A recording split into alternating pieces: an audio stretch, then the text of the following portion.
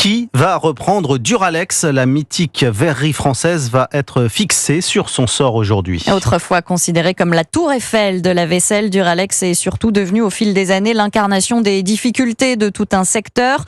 Entre la crise énergétique et une concurrence exacerbée, produire du verre en France est devenu quasiment mission impossible. Margot Faudéré.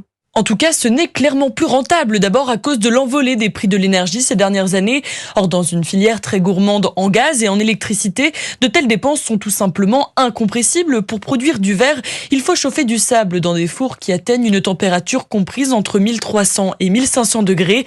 La crise a donc asphyxié des groupes comme Duralex, explique l'économiste Anne-Sophie Alsif. Le coût de l'énergie, c'est plus de 30% dans le coût global. Donc, c'est vraiment un poids très important qui explique que le secteur a beaucoup moins de marge de manœuvre pour pouvoir faire face. Cette situation est surtout venue porter le coup de grâce à une filière déjà en grande difficulté. Face à une forte concurrence internationale, les entreprises françaises ont dû progressivement rogner sur leurs marges pour tenter de rester compétitives.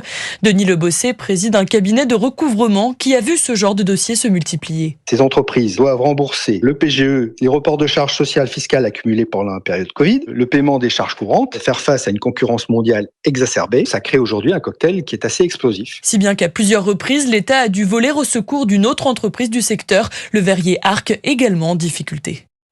Margot Faudéré.